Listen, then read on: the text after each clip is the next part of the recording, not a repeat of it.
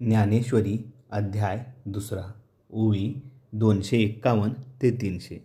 श्रीकृष्ण म्हणतात, किंवा दैवयोगाने मिळालेला अमृताचा घडा लाथ मारून पालता करावा, त्याप्रमाणे फळाचा अभिलाष धरून तो हातून घडलेला धर्म विनाकारण फुकट घालवितात. मोठ्या अनाशयाने पुण्य जोडावे आणि मग संसाराची अपेक्षा का ठेवावी? पण पहा, सद्बुद्धी ज्यास प्राप्त नाही अशा त्या अज्ञानी लोकास हे समजत नाही. काय करावे? ज्याप्रमाणे एखादा सुगरण स्त्रीने उत्तम पक्वाने करून ती केवळ द्रवाच्या आशेने विकून टाकावी, त्याप्रमाणे हे अविचारी लोक सुखभोगाच्या आशेने हातचा धर्म दवडतात. म्हणून अर्जुना, वेदाच्या अथर्ववादामध्ये मग्न झालेल्या त्या लोकांना मनात पूर्णपणे ती दुर्बुद्धी वास करीत असते, हे लक्षात ठेव. तू जसे निसंशय समज की वेद हे सत्व, रज व तम या तिन्ही गुणांनी व्याप्त आहेत. म्हणून त्यापैकी उपनिषदांनी जे भाग आहेत ते सगळे सात्विक आहेत. आणि अर्जुना, ते केवळ स्वर्गसूचक अशा कर्माधिकाचे ज्यात निरूपण केलेले आहे, ते बाकीचे वेदाचे भाग रज व तम या गुणांनी युक्त आहेत. म्हणून हे केवळ सुखदुःखाचा कारण होणारे आहेत असे तू लक्षात ठेव. ज्यांच्या ठिकाणी कदाचित तुझे मन जाईल तर ते जाऊ देऊ नकोस. तू तिन्ही गुण टाकून दे, मी व माझे पण धरू नकोस. पण अंतःकरणात फक्त एका आत्मसुखाचा विसर पडू देऊ नकोस. जरी वेदात पुष्कळ गोष्टी सांगितल्या आहेत, अनेक प्रकार सुचविलेले आहेत, तरी त्यापैकी जेवढे काही आपल्या हिताचे असेल तेवढेच घ्यावे. ज्याप्रमाणे सूर्योदय होतात सगळे रस्ते दिसू लागतात, म्हणून जितक्या सगळ्या रस्त्यांनी का जावयाचे? सांग बरे मला. किंवा पृथ्वीच्या पाठीवर वाटेल तेवढे जरी पाणी असले तरी त्यातून आपण आपल्या गरजेपुरते घेतो. त्याप्रमाणे जे ज्ञानी आहेत ते वेदार्थाचा विचार करतात, मग त्यात शाश्वत व इष्ट आहे त्याचेच ग्रहण करतात. म्हणून अर्जुना, ऐक. याच दृष्टीने पाहिले तर हे स्वकर्मच याच वेळी तुला उचित आहे. आम्ही सर्व गोष्टींचा विचार करून पाहिला तेव्हा हे असेच आमच्या मनात पटले की तू आपले विहित कर्म सोडू नयेस, परंतु कर्मफलाच्या ठिकाणी आशा ठेवू नये. निषिद्ध कर्म करण्याविषयी प्रवृत्ती होऊ देऊ नकोस. हा सदाचाराचा निष्काम बुद्धीने आचरावा. अर्जुना, तू निष्काम कर्मयोगाचे युक्त होऊन कर्मफलाचा अभिलाष टाकून मग मन लावून विहित कर्मे करावीस. परंतु दैवाच्या अनुकूलतेने हातात घेतलेले कर्म जरी यथासांग पार पडले तरी त्यात विशेष संतोष मानावा हेही नको. किंवा काही कारणामुळे आरंभिलेले कर्म जरी सिद्धीस न जाता अर्धवट राहिले तरीही त्या संबंधीचा असंतोषाने आपल्या चित्ताची गडबड होऊ देऊ नकोस. हाती घेतलेले कर्म सिद्धीस गेले तर खरोखर आपण कामे झाले, पण जरी अपुरे राहिले तरी ते सफल झाले असेच तू समज. जेवढे म्हणून हातून कर्म होईल तेवढे सगळे जर परमात्म्याला समर्पण केले तर ते सहज परिपूर्ण झाले असेच समज. हे पहा, पूर्ण आणि अपूर्ण कर्माविषयी जो मनाला समतोलपणा आहे तीच खरी योगस्थिती, निष्काम कर्मयोगाची. तिचीच ज्ञानी पुरुष प्रशंसा करतात. अर्जुना, यशापयशाची चित्ताची समता हेच योगाचे वर्म आहे असे समज.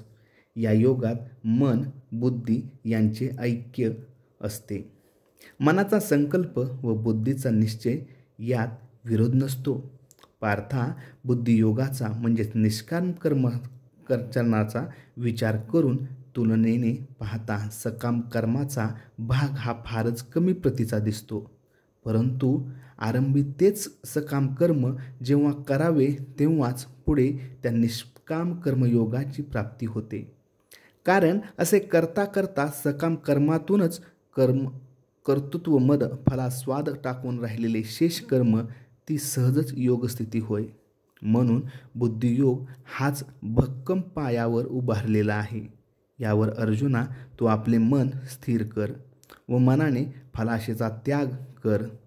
जे बुद्धियोगाचा आश्रय करतात तेच संसार सागराच्या पलीकडे जातात. त्यांचीच पाप व पुण्य दोहोच्या बंधनातून सुटका होते. ते निष्काम कर्मयोगी कर्मे तर करतात, पण कर्मफलाला मनानेही शिवत नाहीत. म्हणून अर्जुना जन्ममरणाच्या येरझारा बंद पडतात. मग अर्जुना, या बुद्धियोगाचे आचरण करणारे लोक सर्व उपद्रवरहित म्हणून ब्रह्मानंदाने ओथंबलेले व कधीही न ढळणारे असे पद पावतात. अर्जुना, ज्या वेळेला हा मोह तू टाकशील, तुझ्या मनात वैराग्याचा संचार होईल, त्या वेळेला तू असा होशील. मग शुद्ध व गंभीर असे आत्मज्ञान तुझ्या ठिकाणी उत्पन्न होईल. त्या योगाने तुझे मन सहजच निश्च होईल. ते तशी तुझी स्थिती झाल्यावर आणखी पुढे काही समजून घ्यावे किंवा जे काही ज्ञान मागे मिळवले ते पुन्हा आठवावे, हे सर्व अर्जुना केवळ जागच्या जागी राहील. इंद्रियांच्या संगतीने जी बुद्धी भागते ती पुन्हा आपल्या स्वरूपाच्या ठिकाणी स्थिर होईल. मग केवळ समाधीच्या सुखात त्या वेळेला बुद्धी स्थिर होईल.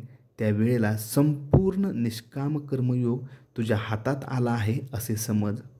ज्यावेळी अर्जुन म्हणाला, देवा, हाच सर्व अभिप्राय मी आत्ता विचारतो, हे करुणासागरा तो तू सांग. मग श्रीकृष्ण म्हणतात, अर्जुना, तुला जे योग्य वाटते ते मोकळ्या मनाने खुशाल विचार. या बोलण्यावर अर्जुनाने श्रीकृष्णांना म्हटले, देवा, स्थितप्रज्ञा, ज्याची बुद्धी स्थिर झाली आहे त्याला काय म्हणतात व त्याला ओळखावे कसे, सांग बरे. आणि ज्याला स्थिरबुद्धी म्हणतात व जो समाधी सुखाचा निरंतर अनुभव घेतो त्याला कोणत्या लक्षणांनी ओळखावे? तो कोणत्या स्थितीत असतो, कोणत्या प्रकारे वागतो, हे लक्ष्मीपती श्रीकृष्णा मला सांगावे. तेव्हा ऐश्वर्यादी 6 गुणांचे आश्रयस्थान असा तो श्रीकृष्ण काय बोलला झाला हे ऐका. श्रीकृष्ण म्हणतात, अर्जुना ऐक. मनात जी उत्कट विषयासक्ती असते ती आत्मसुखात अडथळा आणते. जो सदा तृप्त असतो त्याचे अंतःकरण नेहमी आनंदाने भरलेले असते.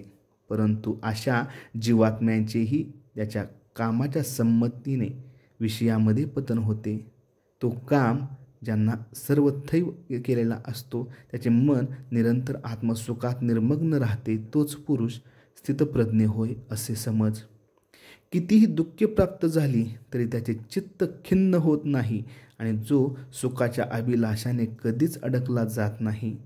अर्जुना, त्याच्या ठिकाणी स्वभावात काम क्रोध नसतात आणि त्याला भय हे केव्हाच माहीत नसते. असा तो परिपूर्ण होय. असा जो अमर्याद आहे, जो देह प्रपंचादी उपाधी सोडून भेदरहित झालेला असतो, तो स्थिरबुद्धी होय. परिपूर्ण चंद्र आपला प्रकाश देताना हा उत्तम अधम असे ज्याप्रमाणे म्हणत नाही, त्याप्रमाणे तो सदा सर्वत्र सारखा समबुद्धीने वागतो. ज्याच्या ठिकाणी अशी अखंड समान भूतमात्रांविषयी सदृढता आणि कोणत्याही वेळी चित्तात पालट म्हणून कसा तो नाही. काही चांगले प्राप्त झाले तरी त्याच्यापासून होणाऱ्या संतोषाचा पगडा त्याच्या मनावर बसत नाही व वाईट गोष्ट झाल्यामुळेही तो खिन्नतेच्या तावडीत सापडत नाही. त्याप्रमाणे तो हर्षशोकरहित असतो. त्या आत्मज्ञानाने संपूर्ण असतो. तो स्थिरबुद्धी होय असे अर्जुना तू जाण.